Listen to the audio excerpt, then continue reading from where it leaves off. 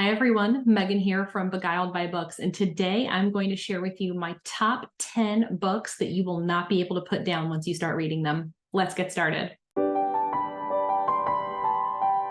Okay, so today I've got for you 5 fiction books, all standalones, and 5 non-fiction books that no matter what you choose, you will not be able to put these down once you get started. So for my fiction books, my first book that you will not be able to put down once you start reading it is In the Shadow Garden by Liz Parker. If you like magical realism, this is a wonderful book that I recommend to so many people. It is just the right part of realism and a little bit of magic, a little bit of herbalism. It's really well done. It's about family. It's about generational, I don't want to say generational trauma, but generational living, progress, working together across your generations, and in a small town in Kentucky. It's just really well done. There's tension, there's happiness, there's bourbon, there's herbalism. It's a well done book. Absolutely great. Once you start, you will not be able to stop. The second book that I recommend for anyone who wants a novel you just can't put down is going to be The Wishing Game by Meg Schaefer. This book came to me as an ARC, and it's just cozy and a hug in a book. You want to know what happens. There's just the right amount of tension, but you know everything's going to work out okay. And it's just so wonderful and heartwarming. You won't be able to go wrong with it. The third book that I recommend in the fiction space for a standalone novel that you can't put down is Yellowface. And Yellowface is the latest book from R.F. Kuang, who is a very prolific author, and her work is always excellent. But Yellowface is a slightly shorter novel, and again, it is a standalone, and it is just a fiction novel, contemporary fiction.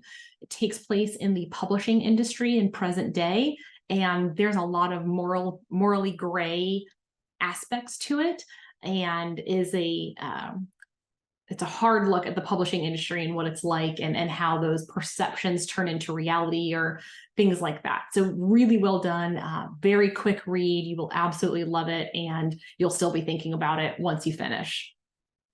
The fourth fiction standalone novel that I recommend is The Future by Naomi Alderman. I got this one as an ARC, and I flew through it.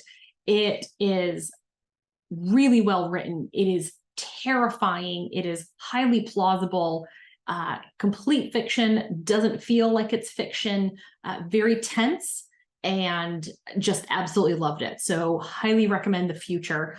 You will just go right through it. It is fantastic.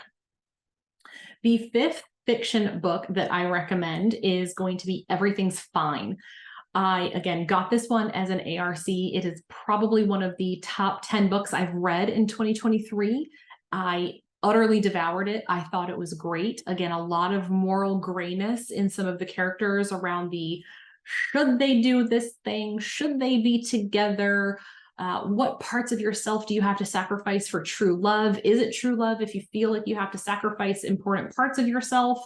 Really excellent book. And again, it was a quick read and very, very powerful book. Highly recommend that. For my nonfiction, what I am going to recommend, the first book that you won't be able to put down is Educated. This memoir came out a few years ago. It's about a woman who grew up in a fundamentalist family in, I believe, Idaho, and what happens when she gets more exposure to the world, ends up being able to go to college, get, again, more education under her belt, and then she proceeds to have a phenomenal education career, going to Cambridge, I believe, maybe Oxford. I get those two confused. Don't get mad at me. I'm so sorry. But she goes to England, one of the top schools over there, gets her PhD, and really reflects on what that fundamentalist upbringing was like for her, and the power that our childhoods have over us even as we are adults. Absolutely compelling read. Definitely recommend that one. The next nonfiction book that you will love is I'm Glad My Mom Died. I had this book for a while before I read it, and then when I started it, I couldn't put it down. I was completely blown away by the authenticity in the author's writing. It confirmed several suspicions that I had, probably you have, about what it's like to be a child actor in Hollywood with certain types of people, certain types of parents, and also all of the trauma that the author just went through trying to figure out how to grow up in the spotlight and what that was like. And it was really powerful. There were parts that definitely make you feel icky, but it's a story that was very much worth telling. The third nonfiction book that I think everyone should read that you won't be able to put down is Cultish by Amanda Montell. I recently read Cultish, and this is all about the language that's used in groups with a cult-like following. Cults don't have to be inherently bad. You've got things like SoulCycle or CrossFit that are cult-like with their following. And then, of course, you have the really, really bad ones that we all know about from history that are manipulating people and doing really terrible things.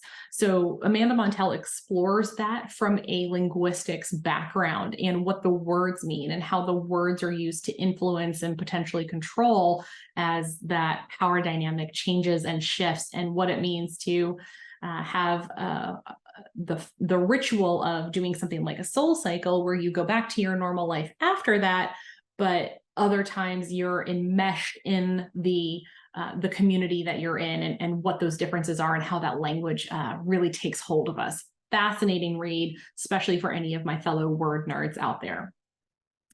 The next nonfiction book that I would recommend if you want something you can't put down is Kitchen Confidential by Anthony Bourdain.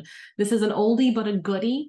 Anthony Bourdain's storytelling power is so tremendous and raw and unfiltered, which is why he made such a great television host for so many people. And his writing is very much the same. The stories he tells from his early days as a chef in Provincetown, Massachusetts are absolutely wild. How that influenced him as a young man, and just all of the things behind the scenes of successful restaurants that you may or may not know. It was a really powerful memoir, and I would definitely recommend it. The last nonfiction book that you will not be able to put down is Conspiracy by Ryan Holiday. This book is one of my favorite nonfiction genres, narrative nonfiction. It is a book that is 100% true, very fact-based, but reads like a novel. And this story is so wild, it absolutely has to be true. It would be not impossible, but very challenging probably to think up these crazy twists and turns and details that Ryan Holiday shares in Conspiracy. And it's all about the Hulk Hogan Gawker Media sex tape scandal and what happened and how that situation was able to end the Gawker Media empire and what that really looked like. It is a truly compelling and fascinating read, and I recommend it to everyone to read at least once. Absolutely great book. What are some of your favorite books that you haven't been able to put down? Drop a comment below and let me know. If you like this video, give me a thumbs up, and I'd appreciate a subscribe. Talk to y'all soon.